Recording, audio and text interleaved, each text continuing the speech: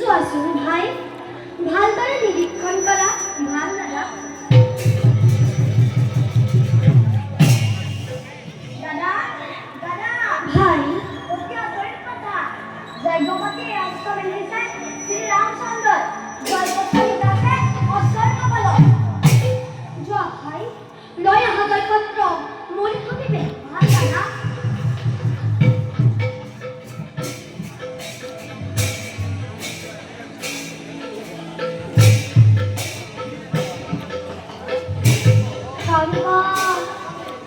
কারবা অশ্বয় কবে ছিলে আমার আশ্রম।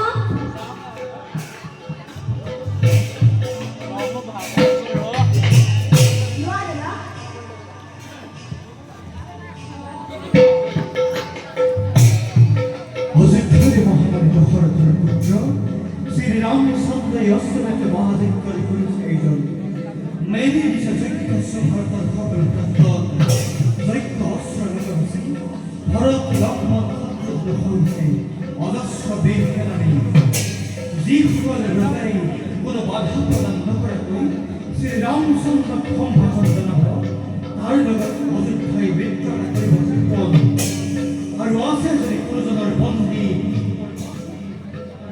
যজ্ঞৰস্য তেন্তে দেখো বাপাৰে নিজৰ নিষ্ঠক্তি সামৰ্থ্য। অতি আচৰিত ভাই, এইটো ভান্তি কৰিছো যজ্ঞৰস্য বিৰাজতে যজ্ঞৰ সুৰংগ।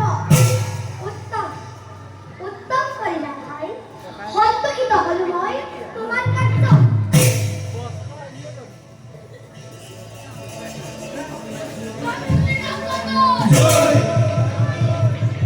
জয় শ্রীরামচন্দ্র জয়, জয় শ্রীরামচন্দ্র জয়, জয় অশ্বমেধ মহাদেব জয়, জয় জয়। ভাই সেইয়া সেইয়া সত্তর কাটছ। আহা ভাই, আমি তুমি মিলি করলাম তোমার।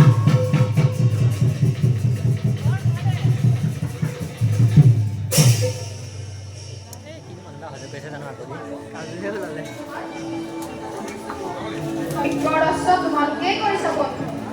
এৰি দিয়া যজ্ঞ। লাগে যদি অন্য অস্ত্ৰ ল'ব পৰা নিশ্চিত চাব।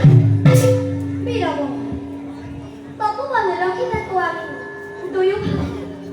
তোমাৰ পৰশ্বৰে আমাৰ আশ্ৰমত সোমাই ভাগিলা ফুলাৰি। সেইহে বন্দী কৰিলো তোমাৰ পৰশ্ব। যদি পৰাজয় স্বীকাৰ কৰা তেন্তে নিব পাৰিবা যজ্ঞৰস্য।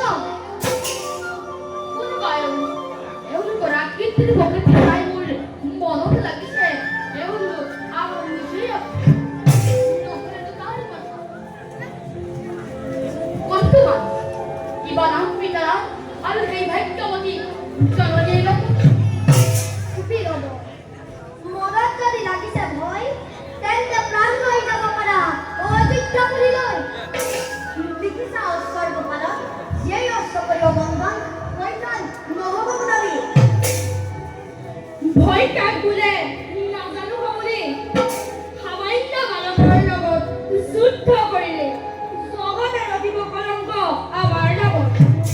সেয়েহে নকৰিব বিনা যুদ্ধে অস্ত্ৰ এৰি দিয়া। নালাগে বুজনি, নালাগে